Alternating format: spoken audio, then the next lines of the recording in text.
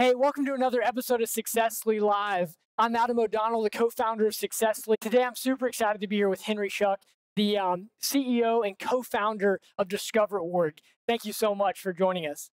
Thanks, Adam. We're happy to be here. Really wanted to have you on the show today, talk about this new model of customer success that you're putting together. We've interviewed now 265 companies around what they're doing in customer success, and your model is the most unique that we found. So I am really excited to kind of share this with our community about, is this what the future of CS looks like, is really the question today. So if you first just kind of introduce yourself, give us a quick snapshot of DiscoverOrg, and then we'll dive right in. Sure. Thanks, Adam. So my name's Henry Schuck. I'm the co-founder and CEO of DiscoverOrg, which is a sales and marketing intelligence company. We help sales, marketing, and customer success professionals know who their buyers are, know what's happening within their accounts, understand the decision-making hierarchy, and then we integrate that all with Salesforce and Marketo and all of the different CRM and outreach tools there are out there. And today we have about 2,500 customers who are worldwide. We have 380 employees. We're about an $85 million ARR company. And I was one of the founders back in 2007. So we've been at this for just over 10 years now. And I'm sure as most of the people you talk to, Adam, sort of realize, as you continue to grow the business, you become not less focused, but your ability to sell new sales becomes less critical than your ability to renew your existing clients. And your ability to renew and not turn off clients is also a big indicator of the quality of your earnings, the quality of your product, the quality of your customer base. And the last thing we wanted as a company is to not execute well from a customer success standpoint and have that lack of execution say something negative about our product, say something negative about our customers. And so we spent a lot of time and effort trying to figure out, how do you do customer success at scale? How do you do it across 2,500 customers where it's high touch, where our customers are spending on average $35,000 to $40,000 a year with us? How do you support those types of customers at scale? What's the right number of customers to customer success managers? You segment the group. Sort of what do you do to engage your customers in the best way? And you hinted to it, but about 6 months ago, we started a new process where we created a new role sort of out of thin air called the Customer Development Rep, so CDR, which sort of falls in line with the idea of what an SDR is. And I'll back up and tell you the story of why we did this. But to give you a sense, we've been a company that's always executed really well on the SDR side of the house. And so we've had this sort of robust set of tools and metrics and processes to drive an SDR process, where an SDR is mapped one-to-one to an account executive. They're calling into new accounts. They're setting appointments for their account executive. The account executive is giving them feedback about the appointments and the meetings.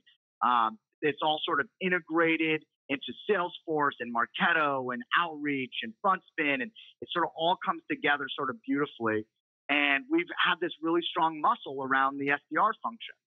And in the meantime, we haven't completely figured out our customer success function. And one day I walked into the office of one of our most valuable customer success managers. She manages our largest accounts. And so she has a smaller grouping of customers that she manages. But I walked in and she looked like she wasn't doing anything, which if you're a co-founder and CEO, especially of a bootstrap company, when you see that, you're literally, your head wants to explode. And I walked in and saw that and thought, this doesn't make any sense. We're constantly talking about the right ratio of accounts to customer success managers and how do we bring those number of accounts down. And here we are in this scenario where my best customer success manager is not doing anything. Nothing on her calendar. She doesn't have things on her calendar to talk to her customers, to do another training or anything like that.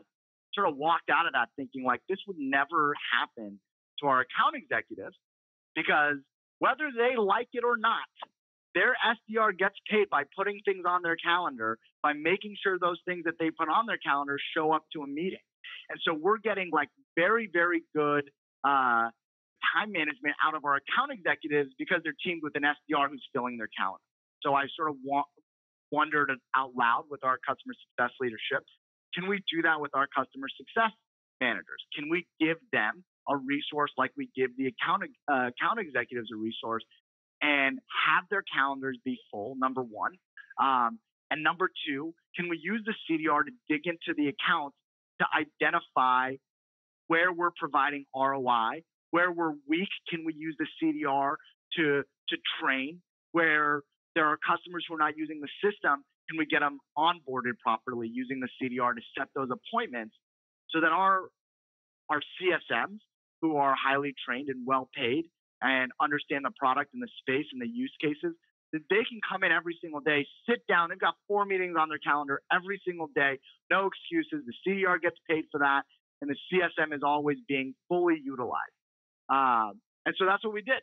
I mean, first, can you take us back? How long have you been doing this? How long until you had that epiphany of we've got to change something? We founded DiscoverOrg in 2007, so we've been at this for 10 years, but we took a round of private equity financing in 2014 from TA Associates and Goldman Sachs, amongst some others.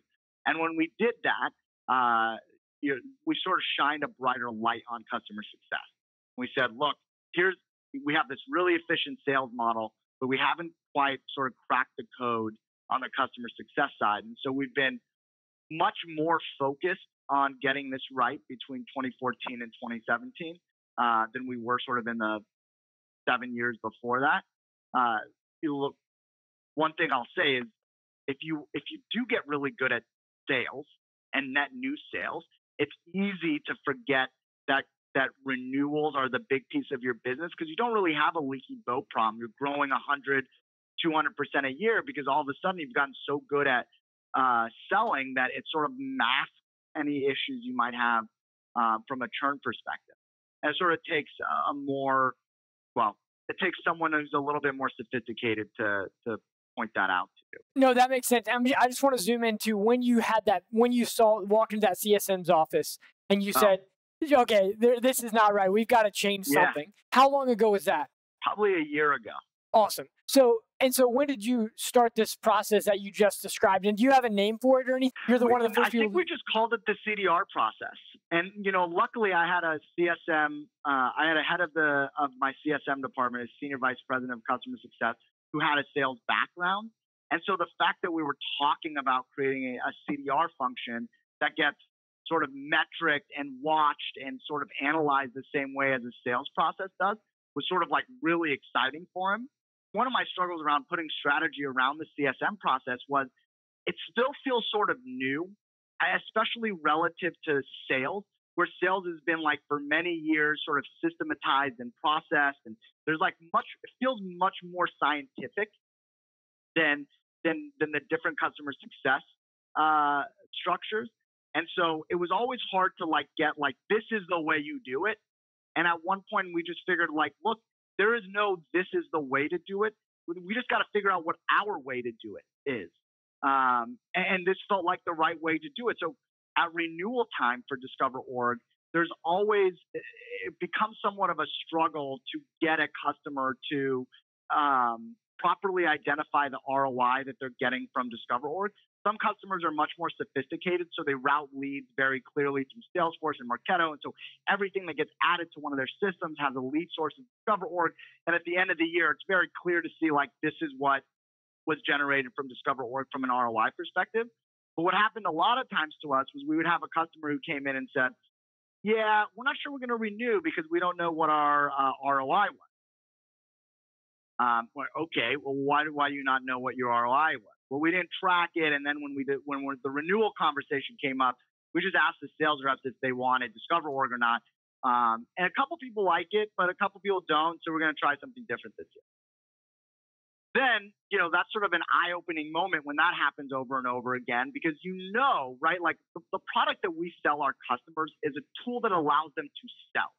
And it makes the sales process a million times more productive, a million times more effective, a million times more efficient. And if you don't have DiscoverOrg, you're either doing one of two things. You're either building it yourself, So you're spending your day sort of researching who your prospects are and trying to write down their names and go through the switchboard and figure out their email address. So you're either building it or you're just not doing sales anymore. You just decide, I'm not going to do sales anymore. We're just not going to do any sales. And it's usually not the latter. It's usually the former. And they just don't appreciate the fact that, like, this is what your sales reps are going to have to go through. And so to the extent you're still doing sales, you still need DiscoverOrg. And so you get to this point where you're not going to renew DiscoverOrg because really we haven't done a good enough job showing you ROI.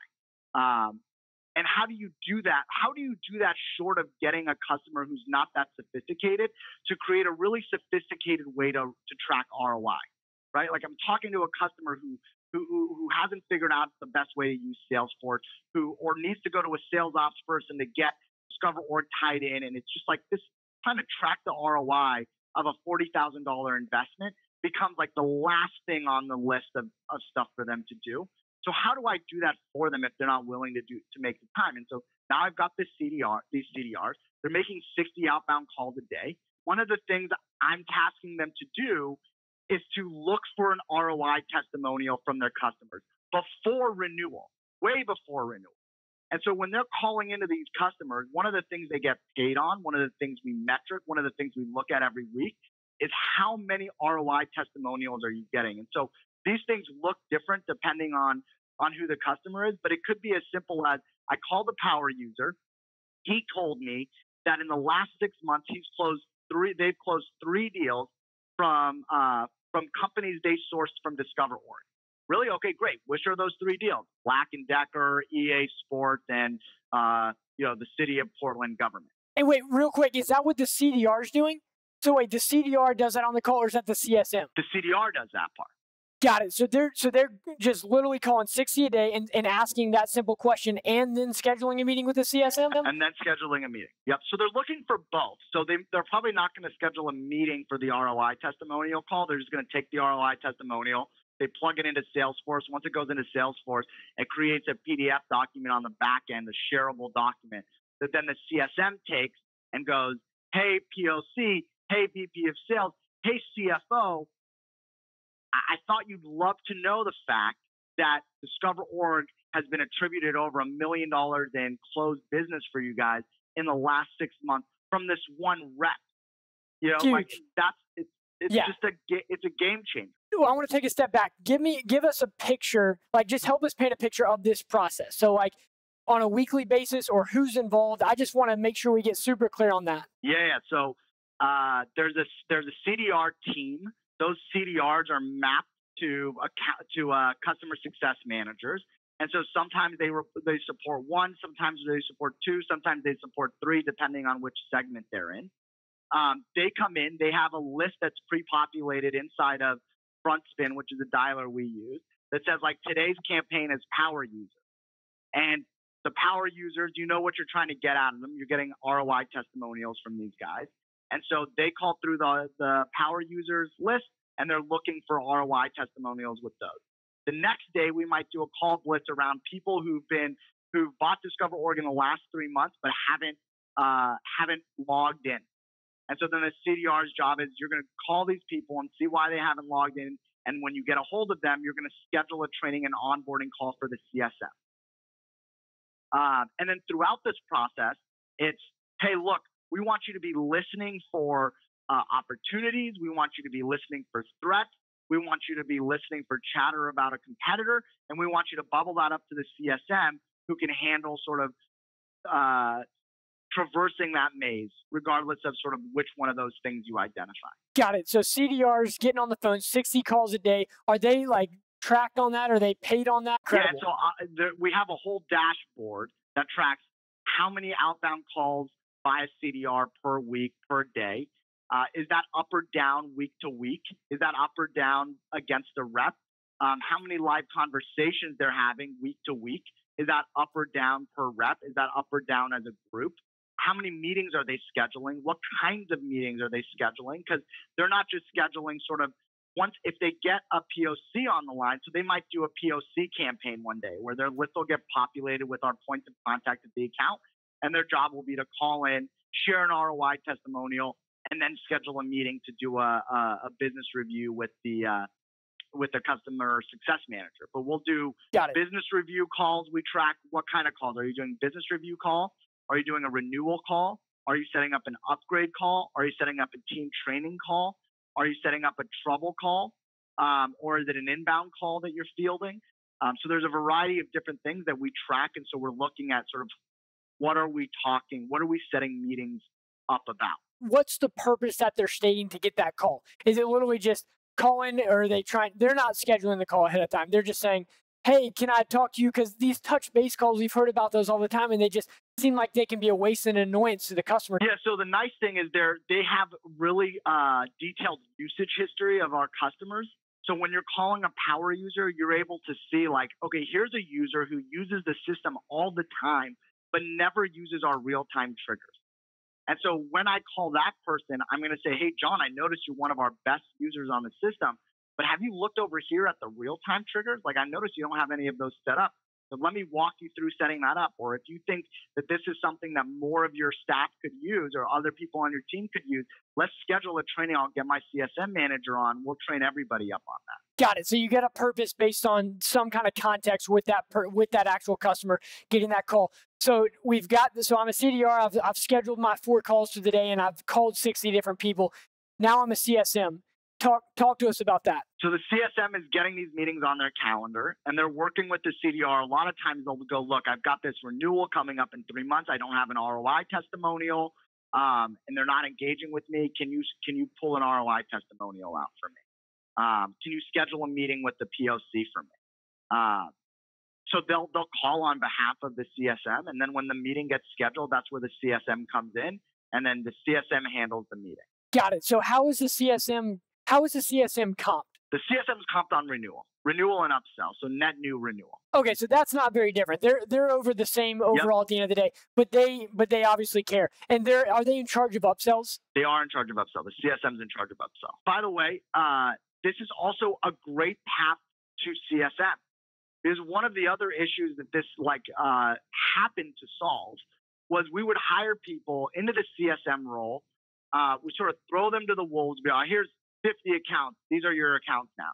And you fast forward 6 months forward, and you're like, that was not the right hire. You know, we missed this. They didn't have domain expertise, and so we struggled with that.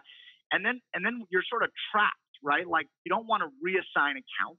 We have nowhere for a CSM to go. It's not like they can go into at that point, they couldn't go into another role. And so then it's like, how long do you let a CSM who's not going to be a great CSM, like, blow up your account base? Definitely. So the CDR role gives us this opportunity to, like, you make calls to the accounts, you understand the accounts, you understand what the CSM is doing, you understand where there's trouble, you understand what you need to do when an account is doing well, and you understand what you need to do when an account's doing poorly. And when we believe that you sort of are good enough as a CDR, that's when you can get promoted into a CSM role. That makes a lot of sense. The thing that I'm thinking now is a lot of people say CSMs are not salespeople, and the CDR role sounds very salesy. So to take an organization that's more traditional in how they outline CS and then put it in this model is going to be tough. Could you tell us, like, what kind of people you're hiring into it, or any advice that you could give us on making a transition towards this? Yeah, I mean, so first of all, I disagree. I think CSMs are salespeople. Like, when you think about what a salesperson does during a sales process, it's they're consulting a buyer about how to use a product to increase sales. And when the buyer feels like they've been persuaded enough, they'll sign a contract to be able to do that. Now, the CSM's job is a little bit more complicated than that, because they're still consulting them on how to create a better sales process, how to be better at sales, how to get, our product into their processes and systems. But then they have to actually do it. Like, they don't get to just like sell the hope. They have to actually execute on that. But they're still selling. And every renewal process, I don't know, I think you're tricking yourself if you don't think that every renewal process is another sales process. It is. If you've done a good enough job, then during the year, you're creating a bunch of value, which makes that sales process a lot easier. But that's not much unlike a trial, right? If you do a trial for you do a trial or you do a proof of concept for a customer, then really all you're doing is showing like, look, you can get all this value from our product, so you should buy, which is sort of what you're doing throughout the year of the contract or 2 years of the contract if you're a CSM. So one, I think they are sales. And I think the role becomes really mushy if you start feeling like they're not. Like, no, you just keep the customer happy, and then someone else flies in and renews the deal for you. Like, it just doesn't feel right to me. But that's me, and I work at a sales intelligence company. But I will say, if you really believe that, if you really believe like my customer success manager is not a salesperson, great. Well, then hire a bunch of CDRs to make the outbound calls for them. Right? Like, the CDR can do the outreach, which is necessary to engage your customers. They can do that for you, and you can hire CDRs for that. So the way we hire, the head of sales and the head of customer success are in every hiring meeting for every SDR or CDR. We don't decide until after the interview whether they're going into CDR or they're going into the SDR role, and we will actually ask them in the interview which they might prefer, but that doesn't sort of dictate. They might tell us, I prefer the CDR, and we say, you know what, you'd be much better over here in the SDR role, or vice versa. But they're both in that interview. Oh, that's cool, man. That tells you the kind of people that you're sourcing and how very similar they are. Do you have any indication of your customers feeling like they're being sold to or have too much pressure from the CS team? Yeah, I think sometimes they do, but you track that and you sort of let them go for a little bit. I mean, usually if we're adding value during those conversations and if I'm a director of sales or a VP of sales at a company, the best thing you can drop on my plate is the ROI testimonial for a product I stuck my neck out to buy, right? That is exactly what I want. Because then I'm going to go to my CFO, I'm going to go to my boss, I'm going to go to the CEO and go like, you remember when you gave me a hard time about spending $40,000? Like, this thing turned into $500,000 or $1 million, or this is driving our pipeline. That's what it's all about. That is exactly what you want. Like, and we view that as we are doing something for our customers. They want this, but they don't have the time or the focus or the energy to get it. We're happy to do it for you. So, I mean, help me. This whole value report thing, can you explain it a little bit more, just dive into it? Because it sounds like this is what all of this activity leads up to, right? This is why they're doing these calls. This is why they're having these meetings, is these ROI value reports, right? It's one of the things, but yeah, it's sort of the big ticket item that, so to speak, that we're trying to get. So for example, here's one I'll just read off of the ROI testimonial. So the CDR gets the guy on the line. He says, look, I've got 3 deals. This is what it says. Deals closing soon with Baptist Healthcare, Speedway, and a university medical center, averaging $1 million per deal. And he said these would not have happened without DiscoverOrg. That's it. That goes into a PDF document that we ship off to our customers. And then it's like, you know what? It just protects you against so much. Like, you could have an executive sponsor change. You could have turnover in the group. You could have a shift in market, right? Like, they could go decide they want to focus on a different market. But DiscoverOrg ends up being like a critical piece of whatever solution they're going to engineer. If we're able to tell them, like, you've got 3 deals, it's $1 million per deal with some of the biggest companies in the world, and they were all sourced through DiscoverOrg. And y'all have a unique example in terms of the advantage of you can tie directly what you're doing. So we understand that. It'll be interesting to see over time how this can be applied to less clear ROI businesses where it's a little bit less clear. I know Dan from WalkMe mentioned how they're doing it. They're not a lead company, but they have been able to find ways to quantify time.